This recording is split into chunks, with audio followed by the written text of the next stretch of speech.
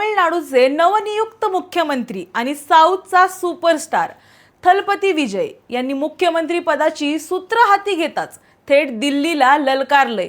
राजकारण बाजूला ठेवून त्यांनी थेट पंतप्रधान नरेंद्र मोदींना एक पत्र लिहिलंय। हे पत्र साधं सुद्धा नाही तर देशाच्या अर्थव्यवस्थेची नस पकडणारं पत्र आहे। पहिल्या चेंडूवर विजय यांनी षटकार ठोकलाय की काय अशी चर्चा आता राजकीय वर्तुळात रंगली आहे। पण असं काय लिहिलंय विजय यांनी या पत्रात जाणून घेऊया या व्हिडिओमध्ये। नमस्कार, मी सारिका आणि तुम्ही पाहताय पॉलिटिकल महाराष्ट्र।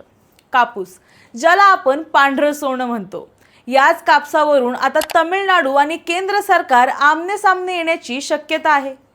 विजय यांनी पंतप्रधान मोदींकडे एक प्रमुख मागणी केली आहे। तुम्हाला वाटेल मुख्यमंत्री झाल्या हा मुद्दा का? तर त्याचं कारण आहे कापसाचे गगनाला भिडलेले भाव। गेल्या केवळ 2 महिन्यातच कापसाचे दर तब्बल 25% वाढलेत। विजय यांनी पत्रात स्पष्ट गणित मांडले।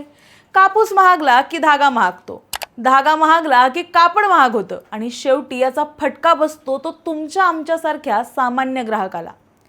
प्रेक्षकांनो, तमिळनाडू हे देशातील कापड उद्योगाचं आणि निर्यातीचं सर्वात मोठं केंद्र आहे। तिथं हा फक्त उद्योगाचा प्रश्न नाही तर हा पोटाचा प्रश्न आहे। लाखो कामगारांचं कुटुंब या उद्योगावर अवलंबून आहे। विशेषतः ग्रामीण भागातील महिला या क्षेत्रात मोठ्या संख्येनं काम करतात।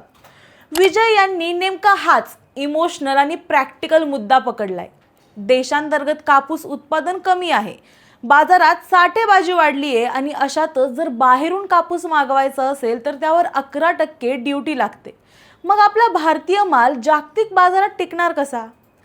आज भारत जागतिक स्तरावर टेक्सटाईल हब बनवण्याचं स्वप्न पाहतोय, पण थलपती विजय यांनी केंद्राला आरसा दाखवलाय। जर कच्चा मालच इतका महाग मिळाला तर आपण चीन, बांगलादेश आणि व्हिएतनाम सारख्या देशांची स्पर्धा कशी करणार?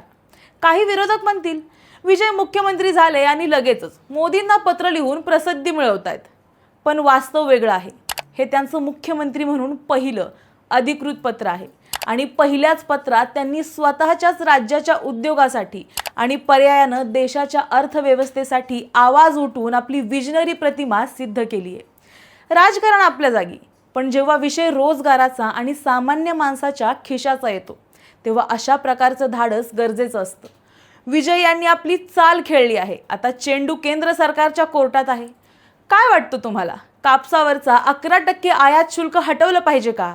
विजय यांची ही मागणी योग्य आहे की केवळ राजकीय नाटक आहे? तुमच्या प्रतिक्रिया आम्हाला कॉमेंट्समध्ये नक्की सांगा।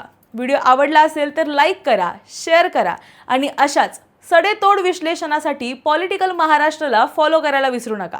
पाहत रहा पॉलिटिकल महाराष्ट्र।